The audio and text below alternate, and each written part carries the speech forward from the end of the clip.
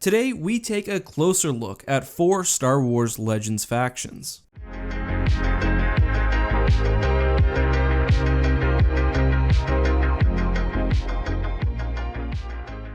Hey guys, this is Eckhart Slatter. Hello and welcome to another episode of Star Wars Factions Compared. Today we're looking at 4 Star Wars Legends only factions to see which one has the best military. Now, just to clarify, I'm not saying that the winner of this video has the best military in all of Star Wars Legends, just out of the 4 entries that I've picked today. I've gone out of my way to pick 4 diverse factions, none of which is either the New Republic or an Imperial remnant. Let's get started with our first faction, the Duskhan League. Hailing from the planet N'Zoth were the deadly and extraordinarily competent Yeveatha. The Yeveatha had long been subjugated by the Empire. However, after the Battle of Endor, were able to spread out to nearby planets and systems within the Kunat cluster, forming the Duskhan League. During their uprising, the Yeveatha captured the Black 15 shipyard and the Black Sword Command. In 17 ABY, using these ships, the Duskhan League directly challenged the New Republic. Not only that, but they also expanded their borders, committing ruthless genocide against the residents of several neighboring systems. How powerful, however, was their military? Well, most of the Duskhan League's power came from Black Sword Command. Black Sword Command was made up of 44 capital ships, including 3 Super Star Destroyers. No ship in the fleet was smaller than a Victory-class Star Destroyer, so we're talking about a significant level of power here. The Yeveatha were also masters of technology, and were able to seriously upgrade starship components and create their own ships. Specifically, the Yeveatha used the spherical Armadia thrust ship. Now, the thrust ship was fairly small, but was made with top-of-the-line components and hit far above its weight class. During the final battle of the Black Fleet crisis, the Duskhan League fielded several dozen of these ships, which, combined with the upgraded ships of the Black Fleet, made a very substantial force. Next we have the Ssi Ruu, a race of dinosaur-esque aliens from the edge of the galaxy. The Ssi Ruu self-organized into the Ssi Ruu Imperium, a government which challenged the Rebel Alliance in the days after the Battle of Endor. The Ssi Ruu used a unique process known as entekment, which allowed them to convert an individual's life energy into power for their starships. This was necessary as the Ssi Ruu were struggling with very few resources remaining in their local space. Facing this scarcity, the Ssi Ruu desperately wished to expand into the galaxy proper. The Emperor took notice of them and, valuing the unique Ssi Ruu technology, said he would turn a blind eye to any aggression in exchange for them sharing the secrets of entekment. However, sensing a power vacuum after the Battle of Endor and realizing that the Emperor could no longer fulfill his promise, the Ssi Ruu invaded the galaxy anyway. However, their military was not substantial, and even the resource-stricken Rebel Alliance after the Battle of Endor was easily able to dispatch the majority of the Ssi Ruu during the Bakura incident. Within their invasion fleet, the Ssi Ruu only had a couple of ships nearing the kilometer length, along with a few dozen gunships and 1,000 or so automated battle droid fighters. Most of these ships were not well armed or well shielded, and very few survived the battles to return to Ssi Ruu space. The failed invasion seemed to cripple the faction, and they were no longer a serious threat within the galaxy. Next up we have the Hapes Consortium, a faction which first appeared in the very strange novel The Courtship of Princess Leia. The Consortium was an independent government, isolated from much of the galaxy and governing a region of 63 star systems. The Hapes heavily protected themselves not only through isolationism but through a strong fleet. The backbone of the Hapan Navy was the Hapes Battle Dragon, a 500-meter plus capital ship with advanced ion cannon technology. These ships were supported by Klingon birds of prey, Nova battle cruisers, which were large, well-armed, and operated effectively as support ships. Hapan tech was weird. The Hapes Consortium had been separated from the rest of the galaxy for thousands of years. Turbolaser tech was a little bit behind, but the Battle Dragon, for example, had unique firing mechanisms. Hapes ships also worked very effectively in large groups, as we saw when the Hapes Navy helped take down the Iron Fist and Warlord Zinj.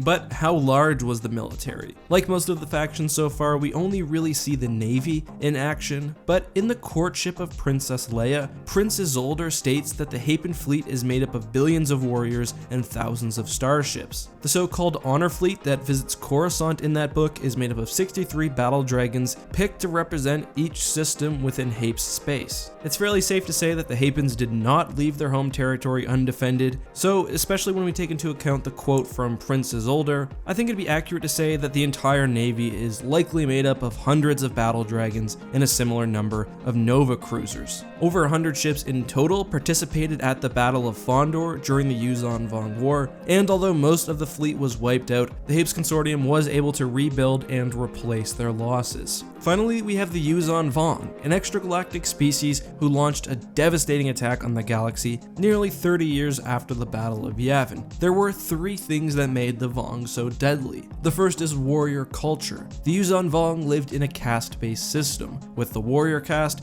being an extremely large and respected part of Yuuzhan Vong society. Warriors, and really all in Vong society, worshipped pain and constantly sought to improve their abilities and inflict destruction. Death was not a fear, and warriors dedicated most of their life to battle. The second thing that made the Yuuzhan Vong so deadly was their reliance on organic technology. The starships and weapons of the Vong were unlike anything in the Star Wars universe. Not only that, but it seemed to work very well against pre-existing technologies, and for a long time it was difficult to counter. Early on in the war, the Yuuzhan Vong had hardly any losses, and they were easily able to wipe out any faction standing in their way. The third deadly aspect of the Yuuzhan Vong was their sheer numbers. The Yuuzhan Vong War killed 500 trillion sentients, and the Vong themselves nearly defeated a united Star Wars galaxy comprising quadrillions of individuals. And I think it's fairly obvious that the Vong will top this list, not only because they way outclass the other factions, but because they've directly defeated them in some respect. They crushed the Ssi Ruu, tore through Duskhan League space, and won several battles against the Hapes Consortium. But let's rank the rest of the factions. Since we already know number 1, let's go backwards this time. At number 2 is the Hapes Consortium. The Hapen fleet and government was far more developed than the other factions on this list. It was made up of hundreds of ships. And what's more, Hapes had the ability to produce new ships and technology due to the sheer amount of space they inhabited and presumably some significant production facilities. The Battle Dragon was not the perfect ship, but I mean, they had a lot of them, and for Star Wars, it's like a mid-level cruiser. At number 3 is the Duskhan League, a faction which had a lot of potential, which I don't think they really managed to reach. Most of the Duskhan League's military came from the captured Black Fleet, and although they did show the capability to build new ships, including new Imperial-style ships, I don't think they did that enough. With the Black Fleet being unavailable to them during the Battle of N'Zoth, they were easily wiped out by the New Republic.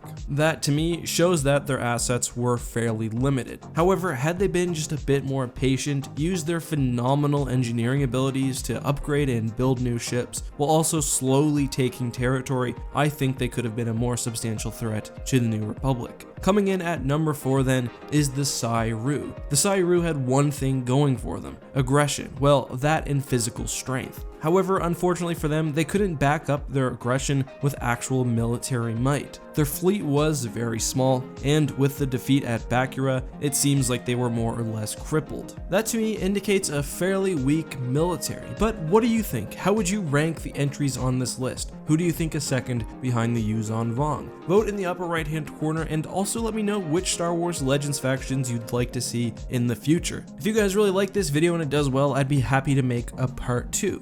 Also, if you guys haven't checked it out, in the previous episode of Factions Compared, we had our first ever Eckhart's Ladder prom proposal, which I thought was pretty cool.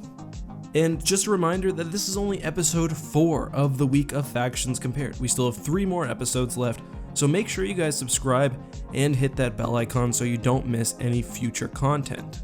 Just in general though guys, I want to say thank you for all the support recently. It's been really appreciated, and I think I've got some really fun stuff in the future that you guys will enjoy. Thank you also for checking out this video. As always, this has been your host Eckhart's Ladder. Until next time, may the Force be with you.